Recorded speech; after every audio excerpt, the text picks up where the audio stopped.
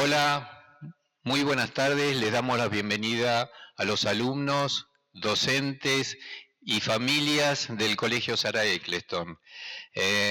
Vamos a poder disfrutar juntos de una muestra de obras de arte sobre el general San Martín, que realmente va a significar una experiencia para todos nosotros muy, pero muy significativa. La muestra consiste en 26 obras de arte que fueron llevadas a cabo por el señor José Alessi. José Alessi es miembro del Consejo Deliberante de Avellaneda y tiene una muy rica trayectoria en la gestión pública. Entre ellos, una de las más destacadas fue al estar al frente de la Secretaría de Relaciones con la Comunidad. Es un artista muy, pero muy destacado que dedicó muchos años a generar esta producción tan valiosa y que hoy nosotros vamos a poder disfrutar. Te cedemos el micrófono. Bueno, muchas gracias. Como dije hoy a la mañana también, por permitirme compartir este momento con ustedes. Y bueno, espero que la muestra de pintura les guste, que les agrade y que se interesen también después, de aquí en adelante, también mucho más por la vida del general San Martín. Para mí, en realidad, es un honor estar aquí en el colegio, porque como todos lo saben, ustedes son de la casa, entonces capaz que lo tienen naturalizado. Pero este es un colegio de mucho prestigio. Entonces, poder estar aquí en este colegio haciendo esta presentación, para mí es realmente un honor, como les dije anteriormente.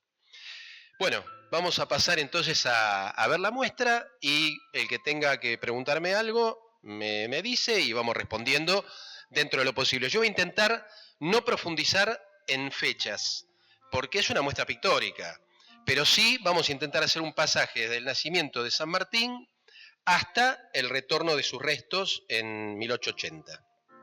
Quiere decir que empezamos por este cuadro que se llama La familia de San Martín, donde muestra a los papás de San Martín con 5 chicos. Uno de esos chicos es José.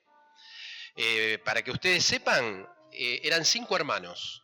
3 de ellos habían nacido en lo que es hoy Uruguay, y 2 de ellos nacieron en Yapeyú, que como decimos hoy también, provincia de Corrientes, pero que en ese momento era las misiones guaraníes.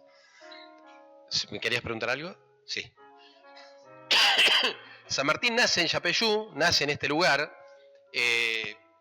por poco tiempo, porque podrías ver hasta nacido en Uruguay, porque los hermanos muy poquito antes habían nacido en el Uruguay, porque el papá había sido enviado por el gobierno español a ese lugar y bueno, después circunstancialmente lo trasladaron a esta zona, donde lo nombran como un gobernador de ese lugar, y ahí es donde terminan haciendo San Martín. Está muy pocos años, porque ya después de ahí se vuelve a trasladar la familia para Buenos Aires y se van a España.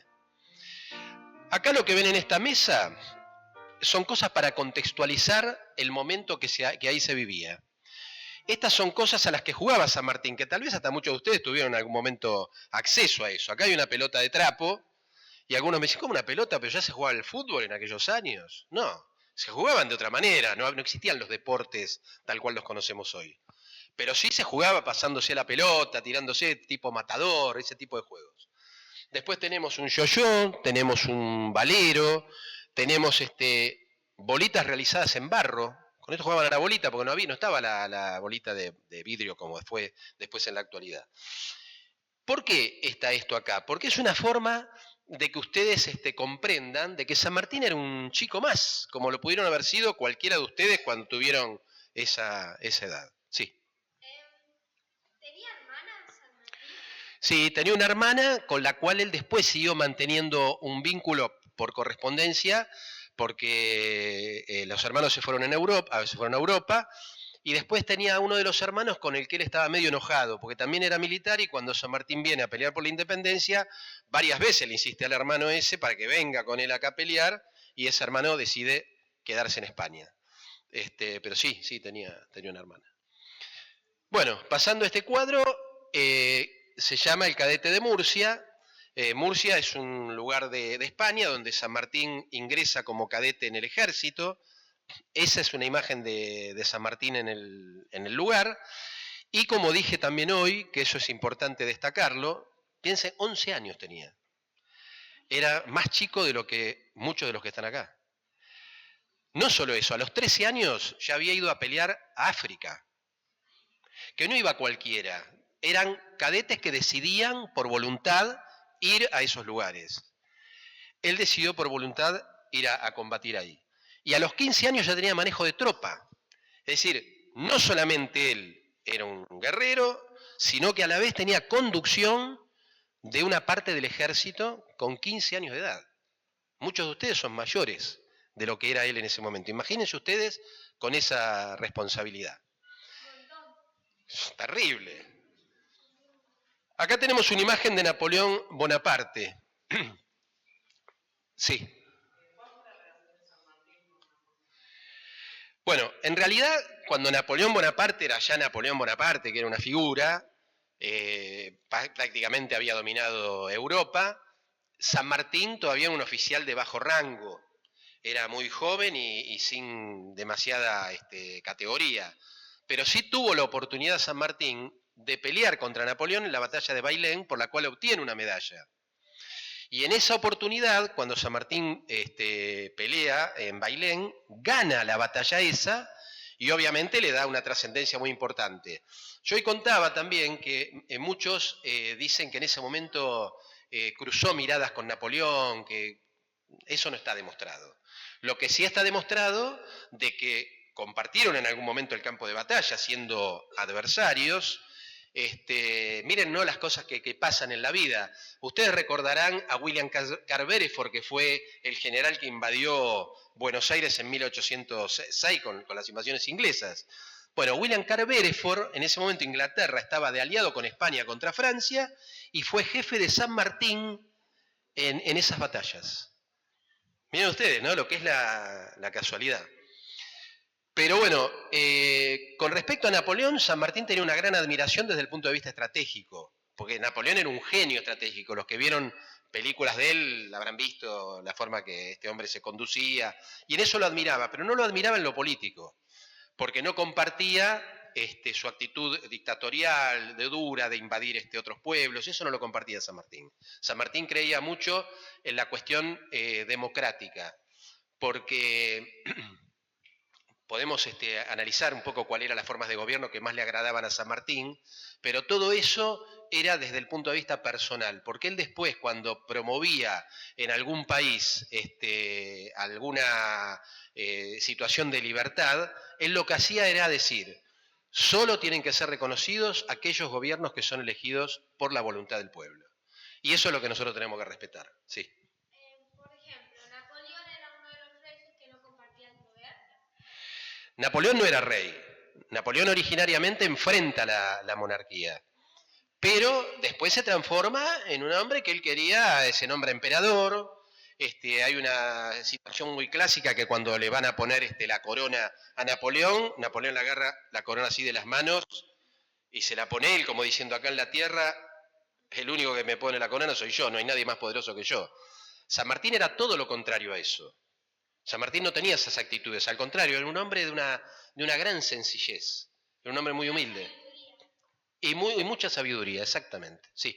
¿Por qué él quería tener como que él se tenía que poner sí o sí la corona o no se la tenía que poner otra persona, él solo se la tenía que poner? Y lo hacía como diciendo, acá el jefe soy yo, nadie me pone la corona a mí, la corona me la pongo yo solo, no hay nadie superior a mí.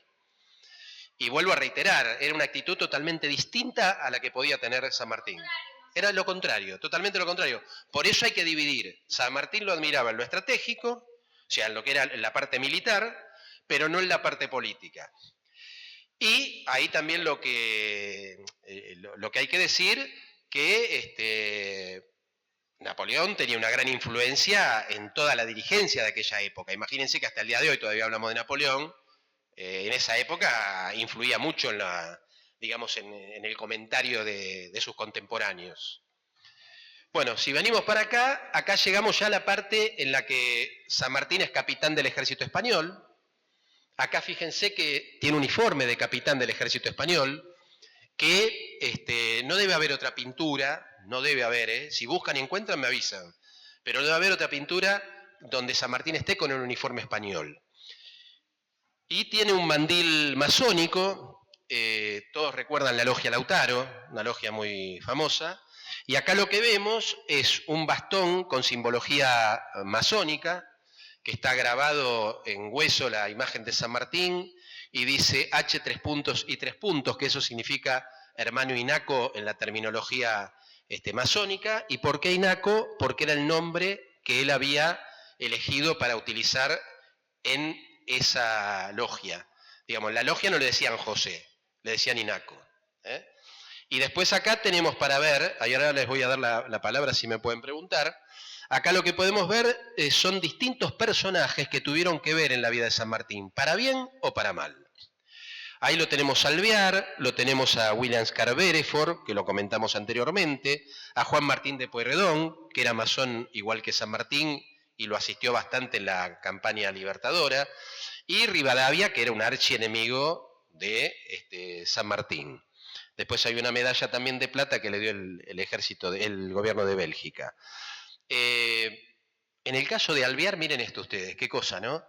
Alvear es uno de los que viene en el barco de Europa para Buenos Aires, cuando San Martín en 1812 viene para estos lados, para liberar América. Eran amigos, era un poco más joven que San Martín, bastante más joven que San Martín. Se dice que es quien le presentó a Remedios de Escalada, a la que fue después su esposa, y a la vez le salió de testigo de casamiento. Ahora, este hombre después le hizo la vida imposible a San Martín. Era también todo lo contrario a San Martín, era un hombre con una gran soberbia. En una oportunidad, al Alvear lo mandan a tomar Montevideo. Entonces Alvear va, toma Montevideo y hace un parte de guerra explicando lo que habían sido los detalles. Y pone, yo hice esto, yo hice esto, yo hice esto, yo hice esto, yo hice esto. Y San Martín cuando lo mira, dice, ni Napoleón hubiese hecho esto. Como diciendo, es todo él, una cosa fabulosa. Bueno, ese era Alvear, que era todo lo contrario a San Martín. Sí. ¿Dónde está San Martín ahí? Acá está en Cádiz. Cádiz es un lugar de España y es donde él, siendo parte del ejército español, ingresa a la masonería. Por eso está con un mandil masónico. Sí. Mandil viene de una palabra francesa que significa, ¿cómo se dice lo que se pone para cocinar? Delantal. Es un delantal.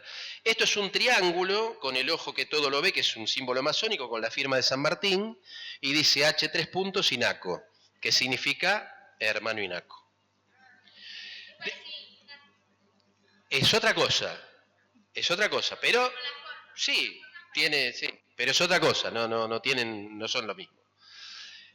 Acá hay cartas de San Martín a Alvear, cartas de San Martín a O'Higgins, son reproducciones de parte de esas cartas, por eso, como ven ustedes, están entre comillas. ¿Por qué están estas cartas, estas partes de las cartas? Porque es una forma de que, yo lo decía también hoy a la mañana, ¿cuántos San Martín hay? ¿Cuántos? Hay 1, 5, 10, 20. ¿Cuántos San Martín? No, el San Martín militar, el San Martín deportista, el San Martín... No, San Martín era uno solo, era todo eso. Entonces, ¿qué mejor manera de conocerlo a San Martín por su propio pensamiento? Y su propio pensamiento es aquel que reprodujo él cuando escribía de puño y letra lo que pensaba sobre determinadas cosas. Eso es incuestionable. Después todas las opiniones nuestras pueden ser subjetivas. Podemos decir, es así, me parece que es de esta manera, me gusta, no me gusta, es subjetivo, nos parece. Pero lo que él escribió, ahí no hay discusión, lo escribió él. Acá tenemos una imagen de Miranda. Miranda fue un patriota venezolano que fue en gran parte responsable importante de la Revolución Americana, que se instala, había ya colaborado con la independencia de Estados Unidos. Bueno, la cuestión que se instala en Londres y crean la logia de caballeros racionales.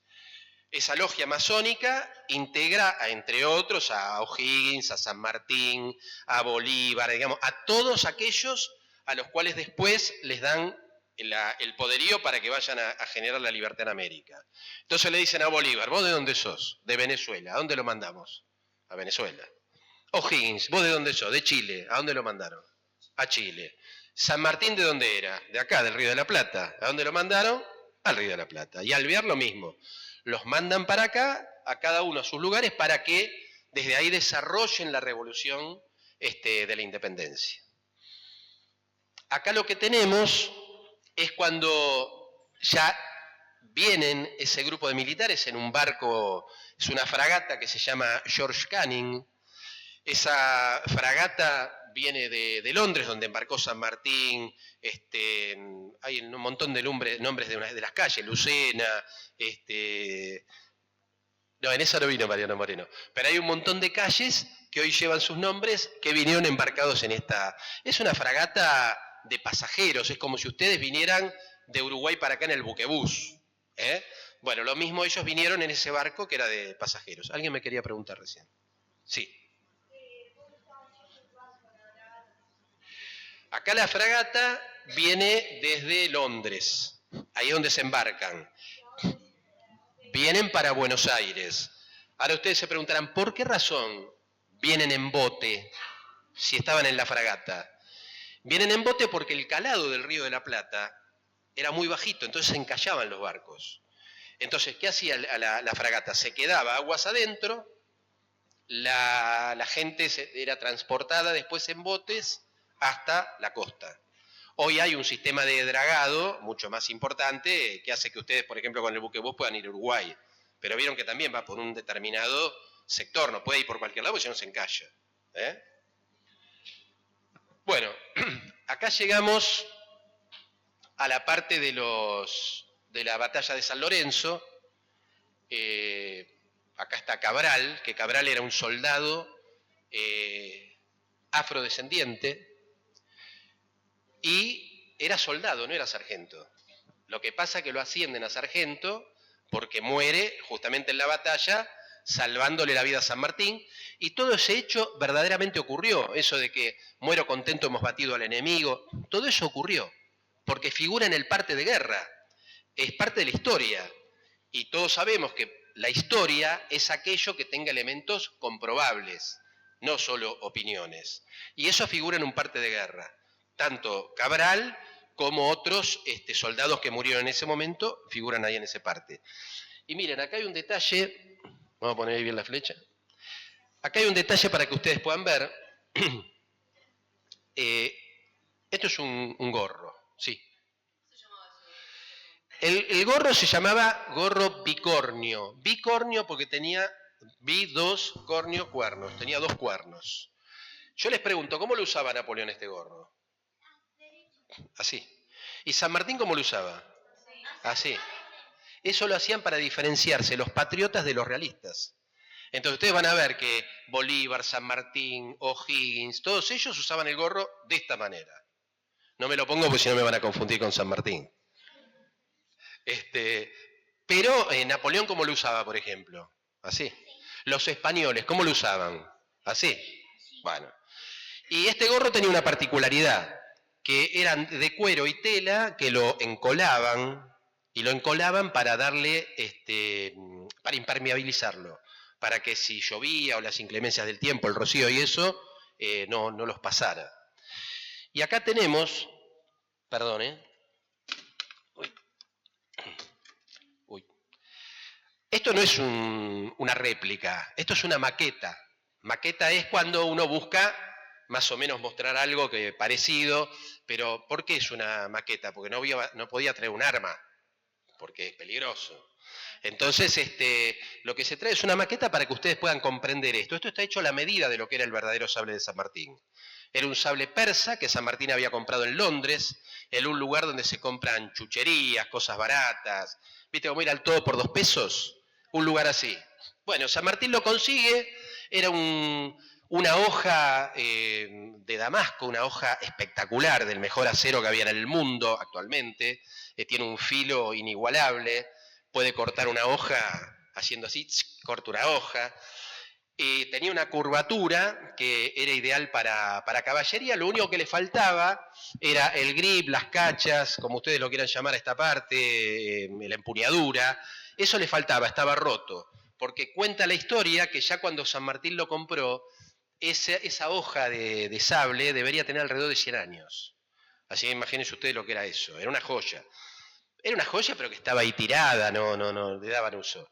Y San Martín lo compra y lo restituye todo y se lo trae para América, porque era un arma ideal que ya la había puesto de moda Napoleón Bonaparte. El ejército de Napoleón estaba provisto de este tipo de armas. Y acá les voy a mostrar algo.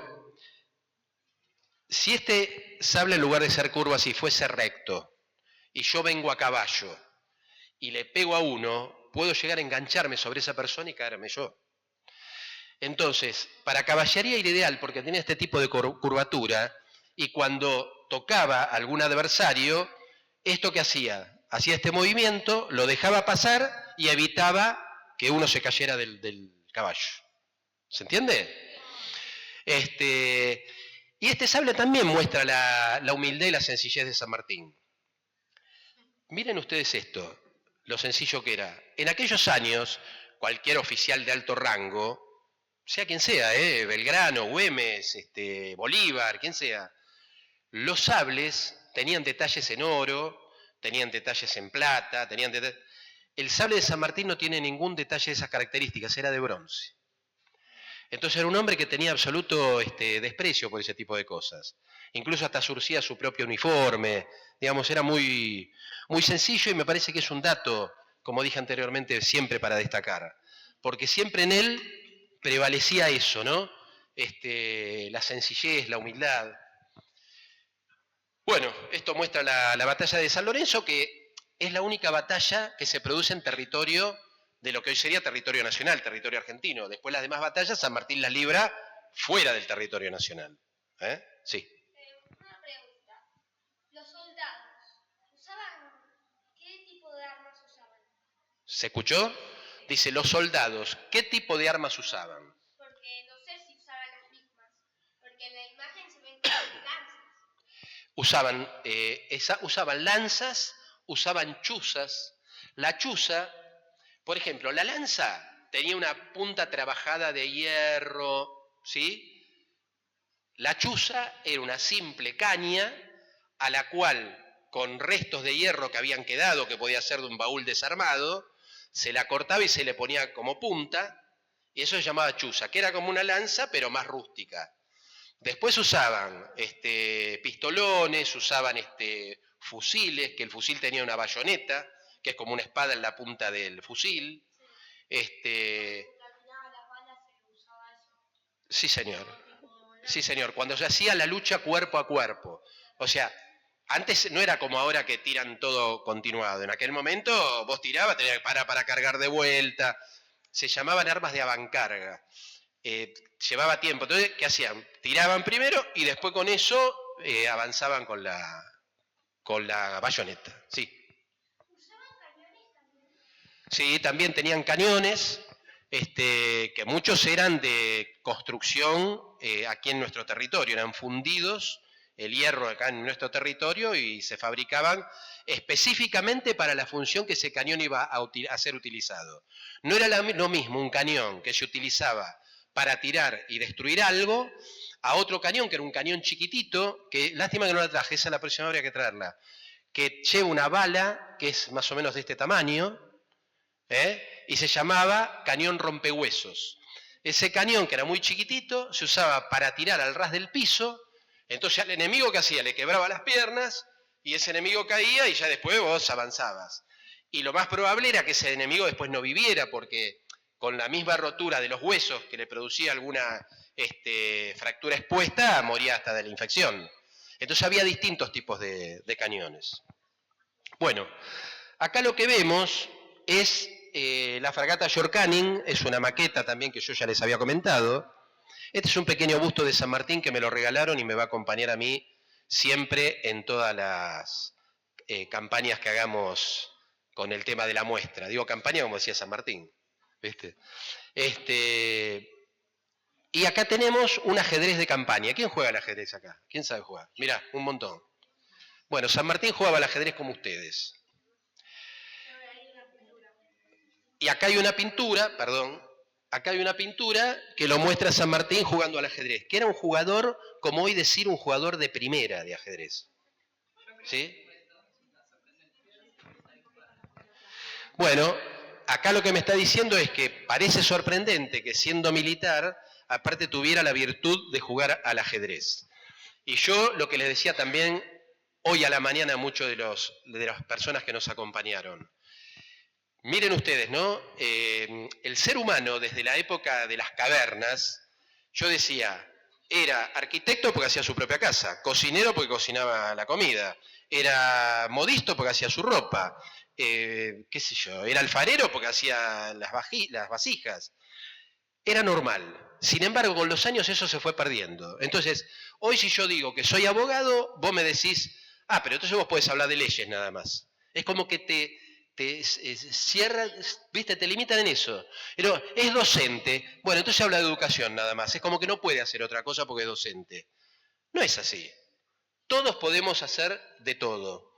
Y San Martín, que evidentemente era un gran militar, también era un gran político y también era un gran jugador de ajedrez, porque vuelvo a reiterar, era un jugador de primera imbatible, nadie le ganaba. Él preferentemente elegía siempre jugar con un determinado soldado porque era el que le daba más batalla en el juego.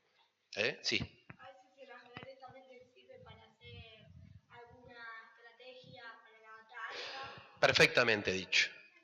Él dice que a veces el ajedrez sirve para definir estrategias en una batalla. San Martín era un gran estratega. Entonces, evidentemente, esos conocimientos de estrategia que él utilizaba, los aplicaba al juego y también mucha frialdad en la toma de decisiones que él hacía en el ajedrez, también lo aplicaba en la guerra. Como ocurrió en la batalla de San Lorenzo, que todos lo recuerdan como una gran batalla, una cosa espectacular. ¿Saben cuánto duró la batalla de San Lorenzo? 15 minutos. Menos de lo que tardamos nosotros en venir de allá hasta acá. ¿Qué quiere decir eso? ¿Que fue fácil? No. Quiere decir que San Martín utilizó una estrategia que fue genial. Utilizó un sistema de pinzas que los agarró a los españoles de sorpresa y los venció en 15 minutos. No tenían armas y ellos... No, tenían. Sí, tenían. Los españoles tenían armas incluso hasta más sofisticadas que las nuestras. Pero San Martín, que había creado el regimiento de granaderos a caballo, que para que ustedes se den cuenta, el regimiento de granaderos a caballo era un regimiento de élite, no era cualquier regimiento, era de lo más sofisticado que había en el mundo, no cualquiera tenía un regimiento con las características del de San Martín. Entonces venían los soldados españoles caminando y tardaban de llegar acá en la puerta 10 minutos, y San Martín a caballo tardaba en 1 minuto. Entonces él logró hacer un sistema de pinzas, rodearlos de tal manera y los venció ahí rápidamente, pero porque era muy inteligente. Sí, era genial, era genial. Bueno, acá si continuamos, seguimos viendo reproducciones de cartas de San Martín, que después con tranquilidad leanlas. Ese es el pensamiento de San Martín, no son opiniones, son el pensamiento vivo de él.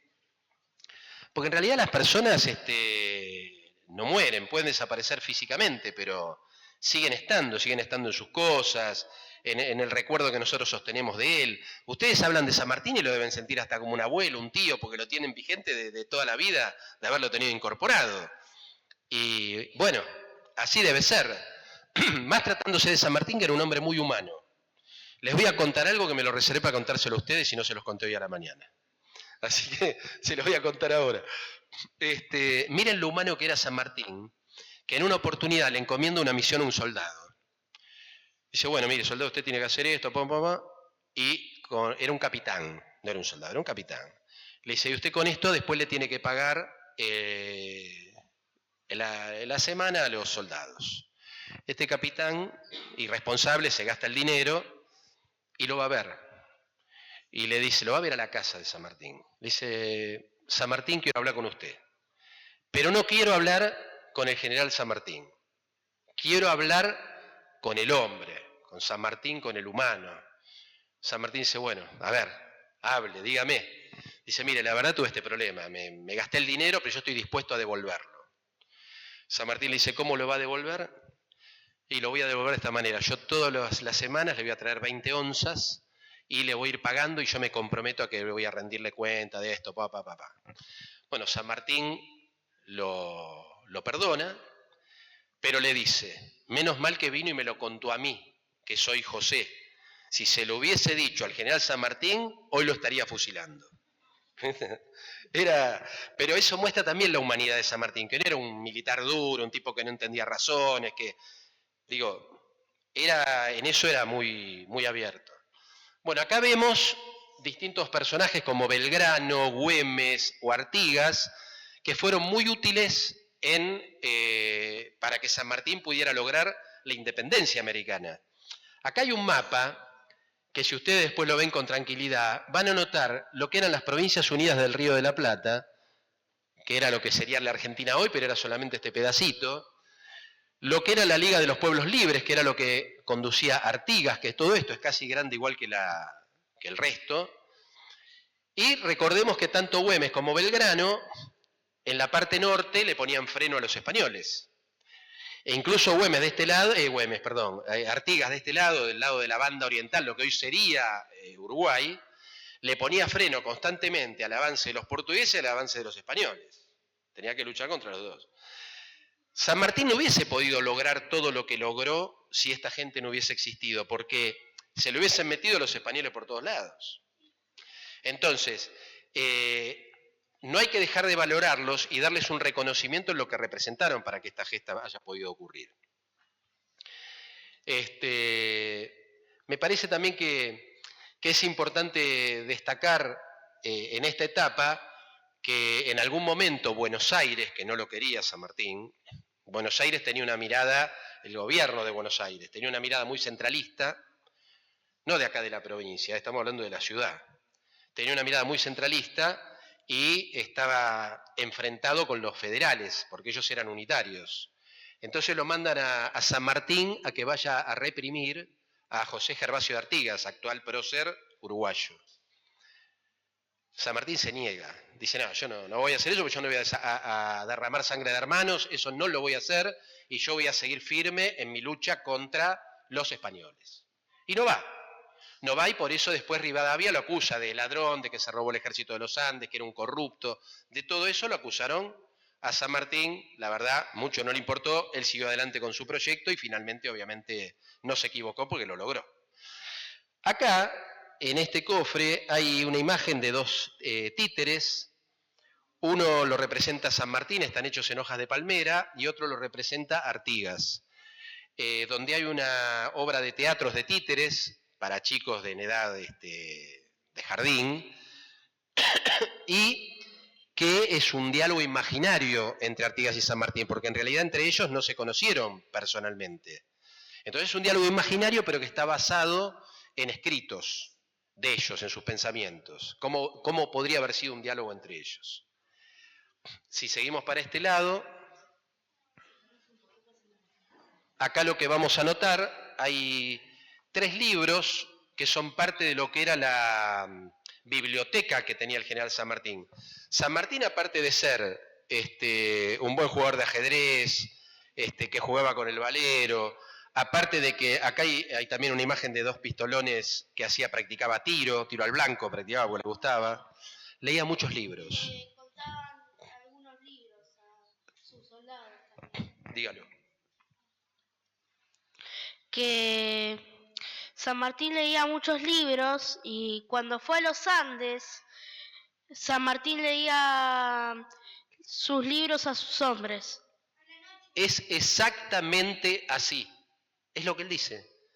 Menos mal que lo dijo él porque a mí no me lo iban a creer. Pero es verdad, San Martín les leía a sus soldados y les decía, la lectura, la educación sirve más que 1000 ejércitos. Es más fuerte que las armas. Y eso es verdad. Por eso una persona preparada, formada intelectualmente, obviamente que te prepara para la vida de otra manera. Entonces él, como tenía empatía, como él decía, él tenía empatía con sus soldados, tenía un vínculo así de ida y vuelta, hacía eso que él recién terminó de decir. Les leía a sus soldados, todos los días les leía algo. Y algunos me dirán, pero ¿y cómo? Estaba en medio de la guerra y el tipo iba con los libros. Se llevó para el cruce de la cordillera de los Andes. ¿Alguien de acá cruzó los Andes alguna vez? Bueno, yo lo crucé. Yo les puedo asegurar, es terrible, lo decía hoy a la mañana, el viento te pega en la cara, pero que se te vuelan las orejas. No puedes respirar porque el viento es tan fuerte que se te mete en la nariz y no te deja respirar. Te apunás por la altura, son lugares de barranco, es terrible. Sin embargo, San Martín se llevó 13 baúles llenos de libros. Mirá la importancia que le daba a los libros. Y en ese ámbito le leía a sus soldados. Así que bueno, ahí tenemos esa parte. Después acá tenemos una pintura de las damas mendocinas, que son las que colaboraron con San Martín para bordar la bandera de los Andes, que todos ustedes conocen. Hay que destacar que acá está faltando un cuadro, que ya lo vamos a traer en algún momento, que es el cuadro del pueblo de Mendoza. Porque no solamente las damas mendocinas colaboraron. El pueblo de Mendoza, vos que estás acá, Giselle, ¿qué dicen los de Mendoza cuando en Plumerillo, por ejemplo?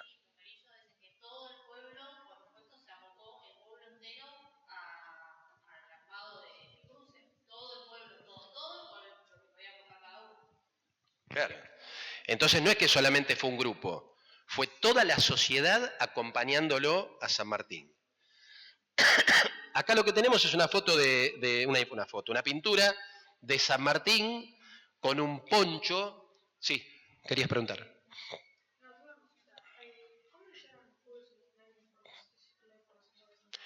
Bueno, San Martín cuando hace el cruce de la cordillera de los Andes, imagínense ustedes que lo hace con 5.000 hombres. Era imposible que 5.000 hombres pasaran desapercibidos. Entonces, San Martín, muy respetuoso de los representantes de cada territorio, va y genera una conversación con los caciques del lugar y les explica cuáles eran las razones que lo motivaban a él para cruzar la cordillera. Donde él dice, yo quiero liberar nuestro territorio, para que no haya más esclavos, para, bueno, toda la cantidad de razones que nosotros ya sabemos y no tiene sentido que yo me extenga en este momento. Y los pueblos originarios lo entienden. Y no solamente lo acompañaron y le permitieron cruzar, que no derramó una sola gota de sangre de hermanos de esta tierra porque cruzó sin ningún problema, sino que aparte le regalan ese poncho que ustedes ven ahí, que se llama lonco. Lonco significa cacique.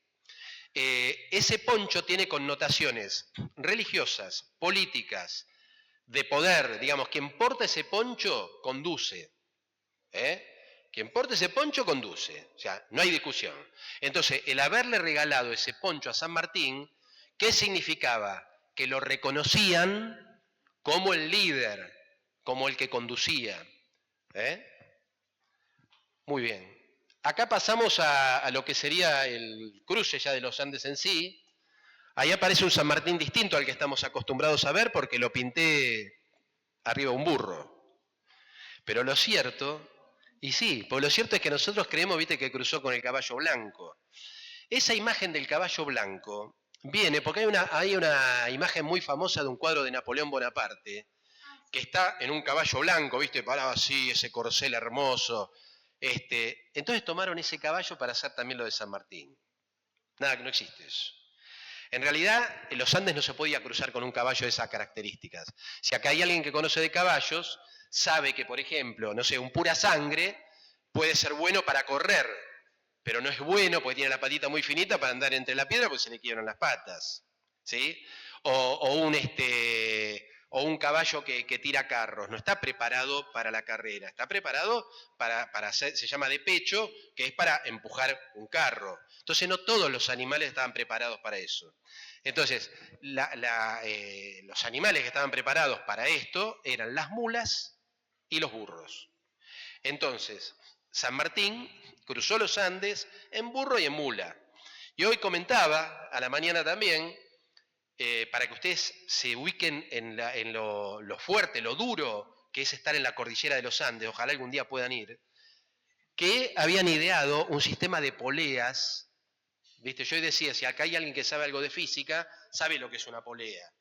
Bueno, idearon un sistema de poleas para bajar y subir los cañones, porque no había forma de llevarla girando con la ruedita, así, porque era todo agreste. Entonces, era muy complejo ese lugar. Y eso lo hicieron gracias a esas mulas y a esos burros, sí. ¿Por qué lo pintaste blanco el burro? ¿Por qué lo pinté blanco? Podríamos decir que más que blanco es un color más grisáceo, ¿sí? Pero es indistinto. No hay nada que acredite si el burro del que fue San Martín era blanco, negro o gris. No hay. Me gustó el color. ¿Por qué? Porque aparte, como dije hoy al principio, yo pinto. La historia la explican los historiadores, yo estoy describiendo simplemente a las pinturas. Entonces, cuando yo lo pinto, le pongo mucho de lo que yo siento. Me gustó pintar ahí un cóndor también, porque me parecía característico para consolidar esa imagen. Capaz que en el momento que justo pasó San Martín no estaba el cóndor, pero yo lo puse. Ahora, eso que yo puse, el burro de ese color o el cóndor, no quita que el hecho haya ocurrido. Después cada uno lo puede imaginar como quiera, pero eso ocurrió, eso es historia, eso no es opinión. Bueno, acá está una que se llama Las Cartas Quemadas de San Martín, que eso después que San Martín pierde la batalla pierde. Los españoles atacan de noche, se llamó Cancha Rayada el lugar donde lo atacan, y lo dan a San Martín por muerto, cosa que no había ocurrido, pero muchos supuestos patriotas, cuando ven que San Martín está de capa caída, que había muerto, ¿qué dicen? Y vamos a hablar con Osorio, que era el general español, y nos ponemos al lado de él, y le mandan cartas. Después San Martín gana la batalla de Maipú, garantiza la libertad de Chile. San Martín no había muerto, estaba vivo. Entre las cosas que agarran del general Osorio, agarran un baúl que estaba lleno de esas cartas. Y San Martín, al general O'Brien, que era un general que oficiaba de secretario de él, le dice, O'Brien, esto lo sabe usted y yo. Estas cartas las vamos a quemar, porque la guerra está terminada. No tiene sentido seguir escarbando, así que están terminadas, las vamos a quemar. Y las quemó. Entonces, nunca se supo quiénes fueron esos que originariamente habían sido patriotas y se habían pasado al bando enemigo, porque la verdad no tenía sentido que siga habiendo derramamiento de sangre, porque ya estaba garantizada la libertad de Chile. Y San Martín, más allá que era un guerrero, era un humanista, era un tipo muy respetuoso de la vida humana, y si no era necesario, no iba a hacer nada de esas cosas. Acá ya lo tenemos como protector del Perú. Como les dije al principio, San Martín, aparte de ser un militar, era un político. Él gobernó el Perú, gobernó Cuyo, y fue un gobernador espectacular. Él creía en un Estado que trabajaba para la gente. La primera ley de defensa de la industria nacional, ¿saben quién la inventó? San Martín. La ley del vino. Hizo una ley que protegía la producción del vino. Esa es la primera ley que se reconoce como una ley de defensa de la industria nacional.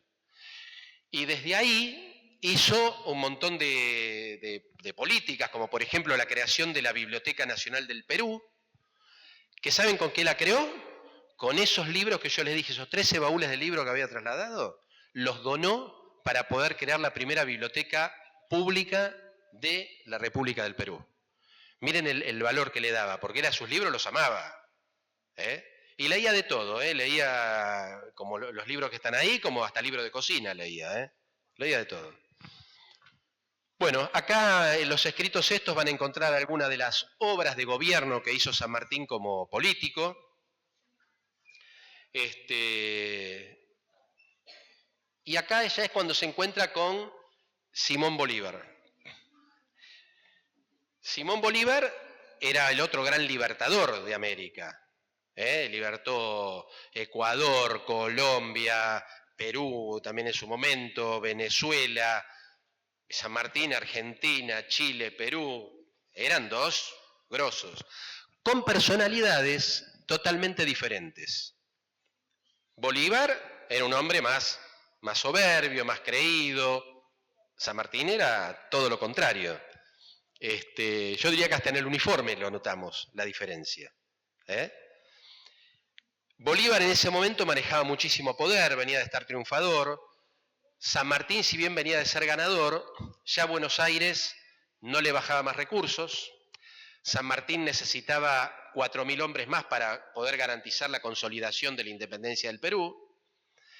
Pero Buenos Aires lo deja aislado, lo deja solo, no le baja recursos, ni hombres, ni nada. Le dice, no, de nosotros no esperes más nada. Entonces, San Martín, vaciado de poder político y vaciado de poder económico, como era un hombre práctico y hacía lo que tenía que hacer, decide hablar con Bolívar y le dice, bueno, yo me pongo a sus órdenes.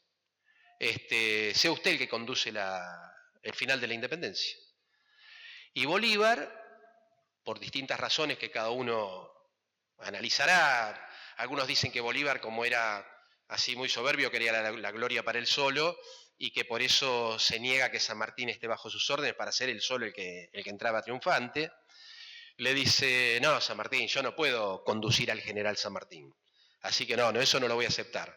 Y San Martín le dice, no, pero yo estoy dispuesto a ponerme a sus órdenes.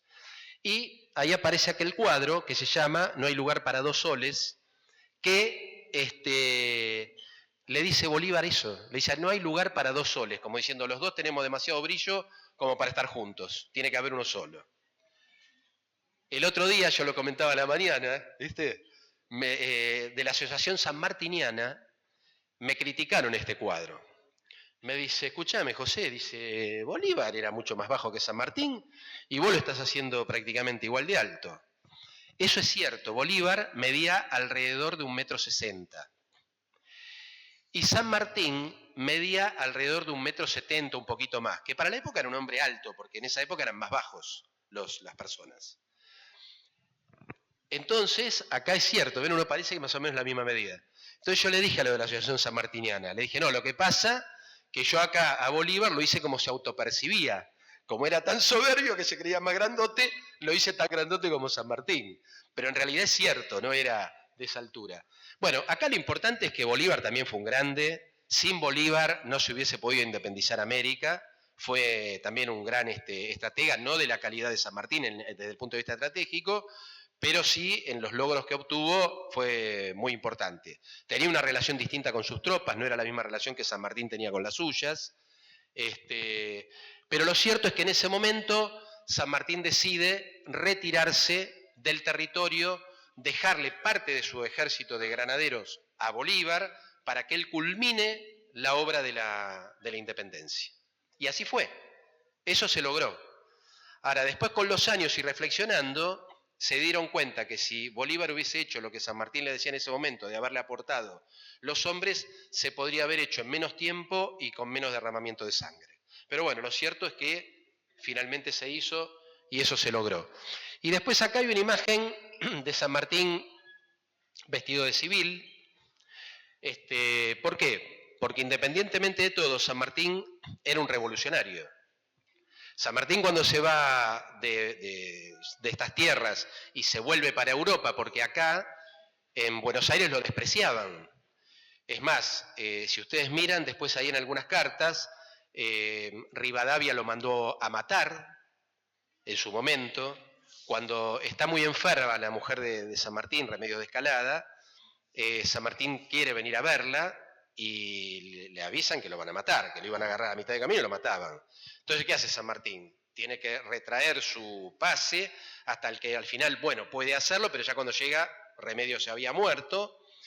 Bueno, le hicieron las 1001. Y después Alvear, yo comentaba que pese a esa buena relación que tuvieron en la primera etapa, después hasta había escrito una autobiografía falsa de San Martín, donde San Martín se autoinculpaba de crímenes, de un montón de cosas, que era falso, lo escribió Alvear eso. Pero Alvear era un hombre de mucho dinero, muchísima fortuna, una de las fortunas más grandes que había acá. Entonces financió esa historia falsa de San Martín que la publicaron en Montevideo y la publicaron en Europa. ¿Para qué? Para desprestigiar su imagen. Entonces San Martín acá no podía seguir estando, se va de vuelta para Europa, cuando quiere desembarcar en Francia, que era el lugar donde él quería estar.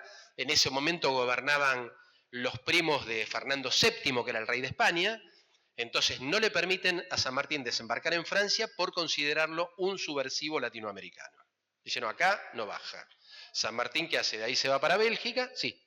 Que a lo último se quedó viviendo en Inglaterra. Bueno, tuvo un pase por Inglaterra, pero en realidad se queda viviendo en Bélgica. Pero sí, es cierto lo que vos decís. Él viajaba a Londres de manera sistemática, pero él se instala en ese momento, va para Londres, después va para Bélgica, en Bélgica se queda 6 años, digamos, se quedó un tiempo. Y ahí colabora ideológicamente hasta con la independencia de los belgas, porque él es de algún modo el que sugirió quiénes podrían conducir esa libertad de Bélgica. Quiere decir que cuando se fue a Europa no es que se había retirado de la política, él seguía generando opinión y seguía proponiendo cosas. Se va de acá porque acá lo iban a matar. Bueno, después cuando caen los primos de Fernando VII en Francia, ahí San Martín vuelve para Francia y ahí sí logra instalarse ya definitivamente en Francia. En algún momento él intenta volver, por eso hoy me habían preguntado si San Martín podría haber sido presidente argentino. Sí, San Martín podría haber sido presidente argentino, porque el pueblo lo amaba, y ni hablar el ejército, lo recontra amaban, era un ídolo. Alrededor de 1820 aproximadamente, 1822, San Martín intenta volver para estas tierras, pero cuando intenta volver y para en Montevideo, se entera de que Lavalle lo había fusilado a Dorrego, que era el gobernador de la provincia de Buenos Aires. A Lavalle le decían la espada sin cabeza. ¿Saben por qué le decían la espada sin cabeza? Porque era un gran guerrero que había colaborado incluso en la Guerra de la Independencia junto a San Martín, pero no tenía cerebro. Pero no era un tipo desleal ni nada, al contrario, pero hacía cosas que no, porque no le daba.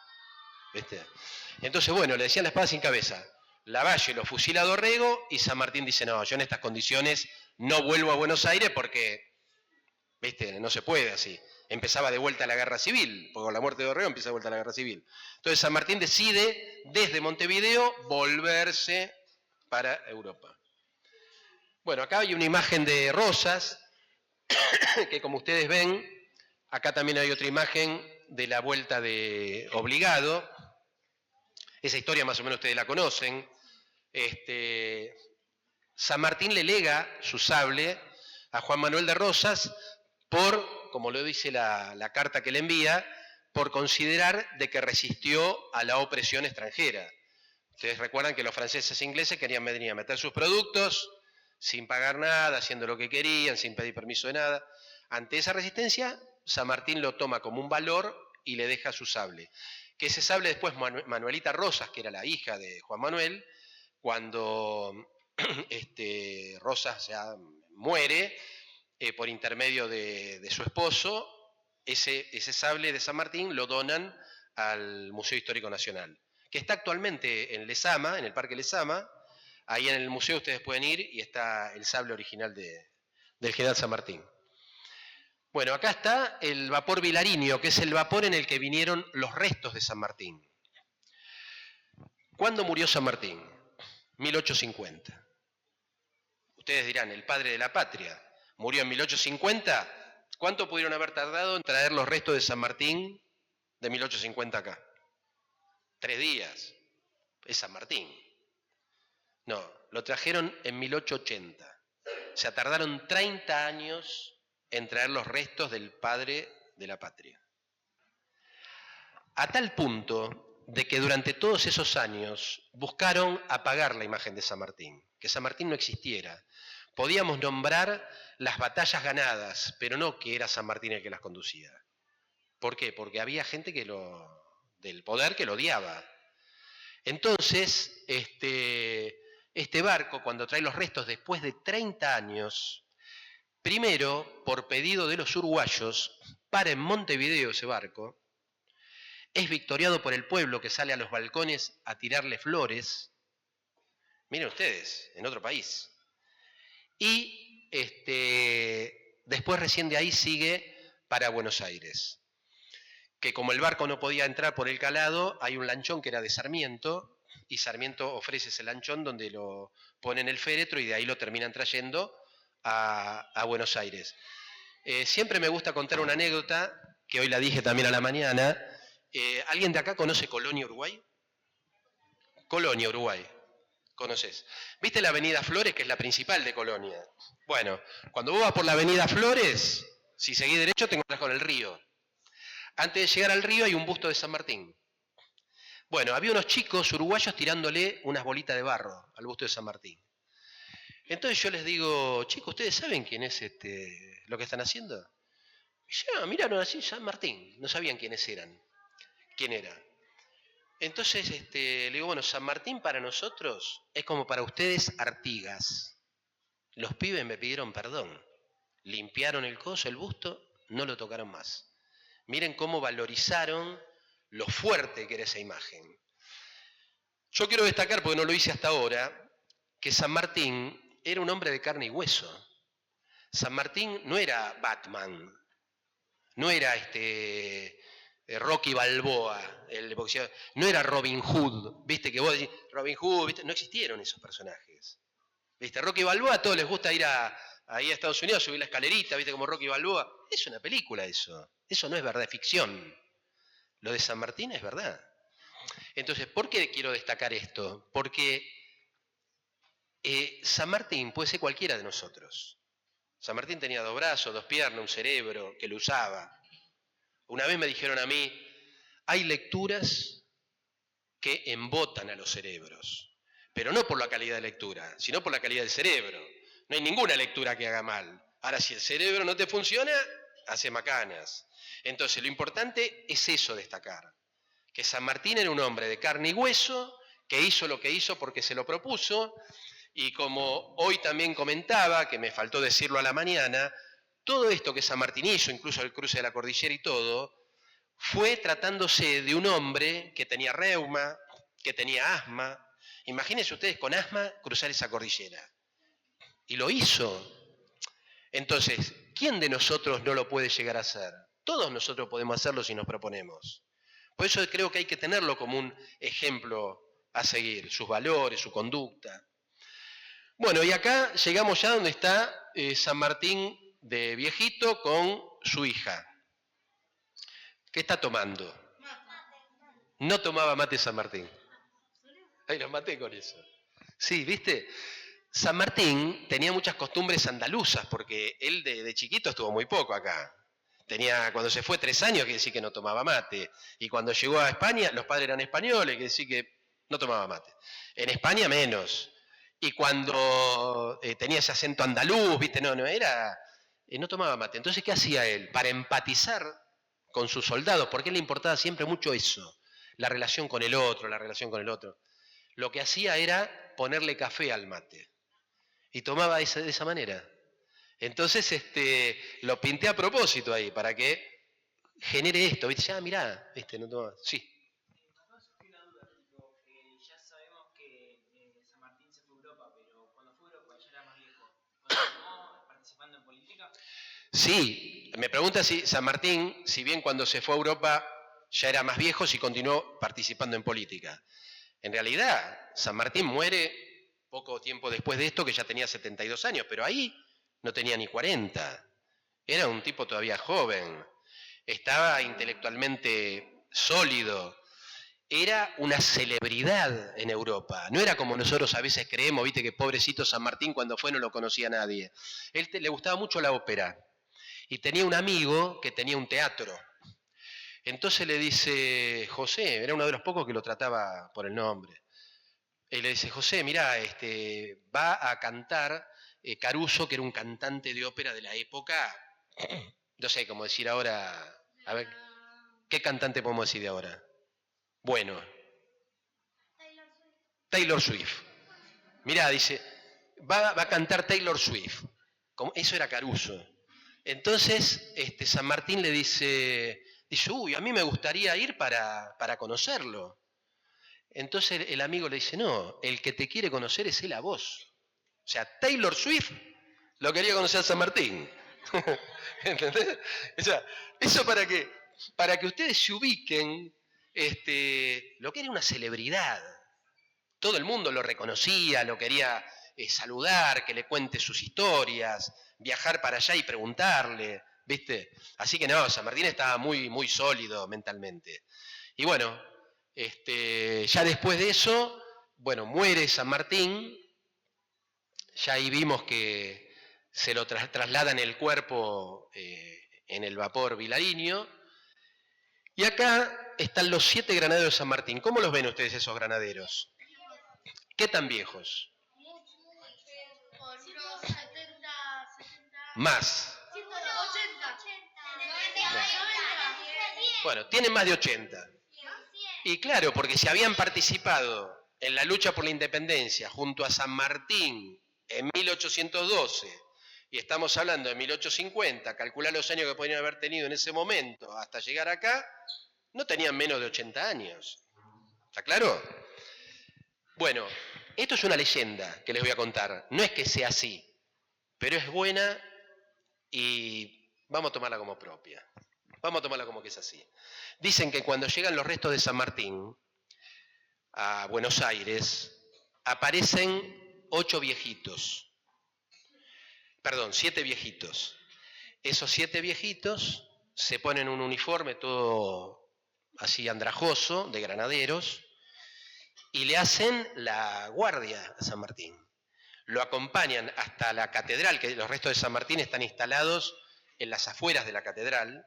No sé si alguna vez lo fueron a ver. Bueno, dentro de la catedral ustedes ingresan y no está dentro de la catedral, sino que hay como un hueco hacia afuera y ahí está los restos de San Martín. Y se quedan durante toda la noche y al otro día mágicamente desaparecieron esos 7 ancianos. A partir de ahí, que se instala eso como algo que ocurrió, que puede haber ocurrido, pero no tenemos nada histórico que lo demuestre, salvo el comentario popular. A partir de ahí la guardia de los granaderos son 7. Entonces siempre va a haber que cuando se hace el cambio de guardia de los granaderos, son 7 los granaderos de San Martín. Y viene desde ese momento, sí. ¿San Martín tuvo reconocimiento en los países europeos? Me pregunta si San Martín tuvo reconocimiento en los países europeos. Totales reconocimientos. No hay un lugar del mundo donde no haya un busto del general San Martín. Yo allá les mostraba recién una medalla belga de reconocimiento a San Martín. Hoy comentaba a la mañana que en el Salón Oval de la Casa de Gobierno de Estados Unidos, en un momento estaba la pintura de Washington, de Bolívar y de San Martín. O sea, no, es un ídolo. Actualmente, en lo que respecta a estrategia militar, se lo sigue estudiando en colegios militares de otros países del mundo. No, era una eminencia.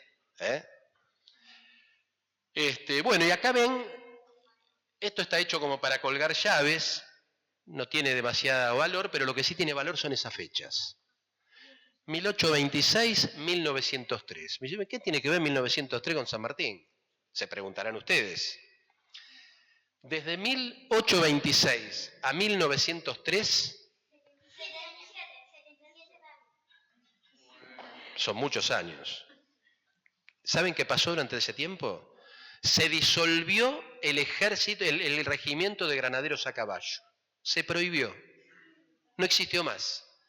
¿Por qué? Porque había que hacer desaparecer la imagen de San Martín. Entonces se disolvió.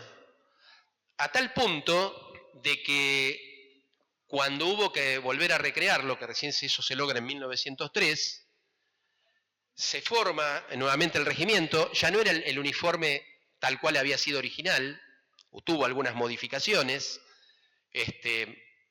y pasa a ser el regimiento de custodia presidencial, hasta el día de hoy. Esperemos que nunca lo disuelvan nuevamente. Pero hasta esa fecha se lo sacó para borrarlo de la cabeza de la gente. Esto nosotros no podemos permitir que ocurra. Por eso hay que mantener vivo esta imagen. Y por eso yo lo hice. Vos me dice, ¿para qué hiciste eso? Y lo hice porque es una forma de llamarnos a la reflexión, de recordar, de decir, esto no puede volver a ocurrir. Bueno, y acá lo que van a ver es una imagen de San Martín pintada en un saquito de mate cocido. Acá hay una imagen de San Martín pintada en una hoja de árbol seco. Acá hay una imagen de San Martín pintada en una pluma. Y acá hay una imagen de San Martín hecha en una palmera, en un pedazo de palmera. ¿Por qué hice esto? Para mostrarles que si ustedes quieren, también pueden pintar. Se puede pintar en cualquier cosa. No es que es necesario hacer el gran cuadro para pintar. Pueden pintar donde quieren y con materiales muy accesibles. Esta hoja de palmera la encontré en la calle. Me bajé del auto, la agarré, la corté y me la llevé. Estaba tirada y la pinté. Entonces, lo mismo la hoja del árbol seco. Esperé el otoño y me agarré la hoja del piso y me la pinté.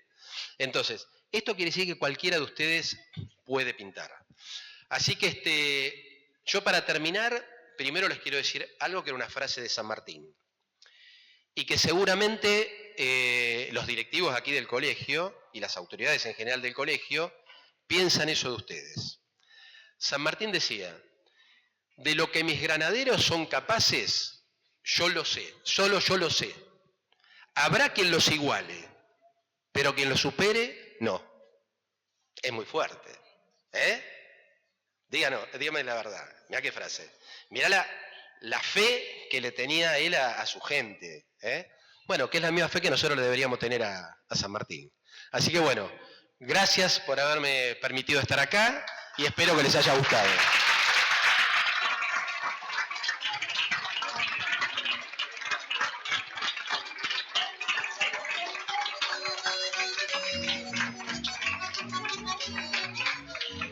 Bueno, José.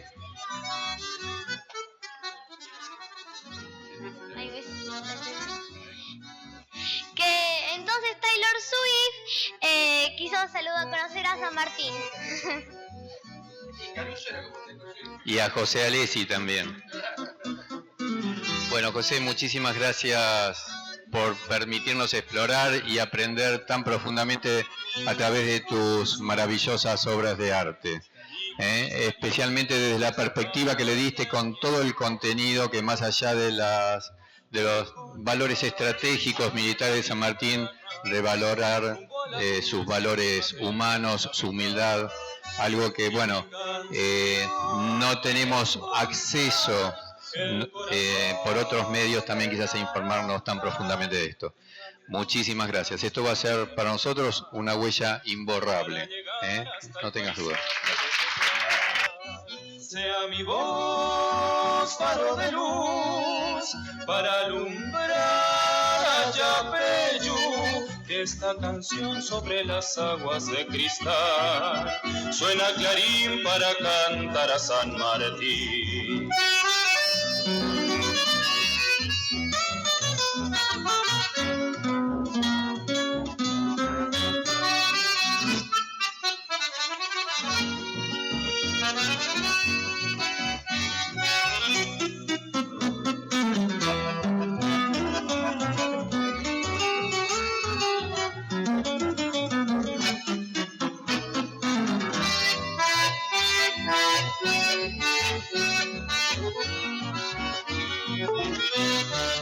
Mientras la quieta noche morena arroja sombra.